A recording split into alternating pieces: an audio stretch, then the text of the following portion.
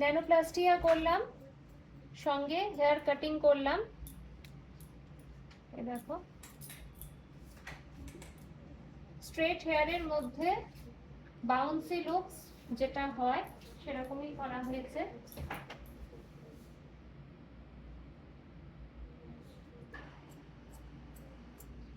ওনার হেয়ারটা, আগের হেয়ারটা আমি দেখাতে পারিনি, ভিডিও নেওয়া হয়নি। তো ভীষণ ভাবে ফ্রিজ হেয়ার ছিল এবং ভীষণ ফোলা, মানে এক্সট্রিম ফ্রিজ যাকে বলা হয় সেরকম ছিল। তো সেই জায়গা থেকে সেরকম জায়গায় এসছে আমি ন্যানোপ্লাস্টিয়া করে। কিন্তু এটা ট্রিটমেন্ট, এটা কোনো মানে স্ট্রেটনিং স্মুথনিং কিছু না, ট্রিটমেন্ট। তো ট্রিটমেন্টের প্রত্যেকটারই কোনো ম্যাজিক বলে কিছু নেই, ক্ষমতা আছে, সেই ক্ষমতা অনুযায়ী তারা কাজ করে।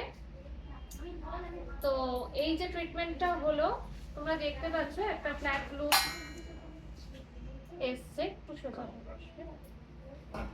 হেয়ারে খুব একটা লেন্থ ছিল না, তার মধ্যেই কাটিংটা হয়েছে ফ্ল্যাট লুকসের মধ্যে। ঠিক আছে,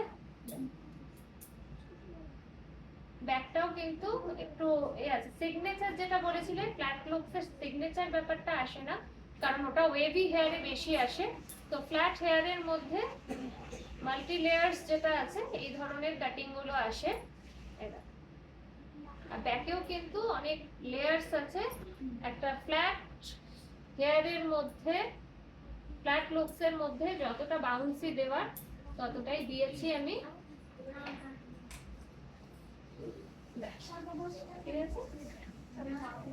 হেয়ারটা একটু ধরে দেখেছো, হেয়ারটা একটু ধরে দেখ, আগে মানে ওনার হেয়ারটা খুললে পরে এরকম হয়ে থাকতো, তাই তো, এরকম একটা ব্যাপার হয়ে থাকতো, মানে পুরো ফ্রিজ। তো সেই জায়গা থেকে একটা স্মুথ জায়গায় এসছে, অনলি ওয়ান, একটা ওয়ান সিটিং এ, মানে ওয়ান সিটিং বলতে ন্যানোপ্লাস্টিয়ার একটাই খালি নেওয়া হলো। তো সেটাতেই এতটা যে ফ্ল্যাট আছে, হয়তো এতটা থাকবে না, একটুখানি ওয়েভি ব্যাপারটা আসবে। তো এটা করতে করতে, মানে বছরে দুটো করে নিতে হয়, তো এটা করতে করতে আস্তে আস্তে আস্তে আস্তে এরকমই একটা স্মুথ ব্যাপার চলে আসবে, আরো হেলদিও থাকে। হেলদি লাগছে তো আগের থেকে, যে ফ্রিজ ব্যাপারটা ছিল সেটার থেকে? খুশি তো?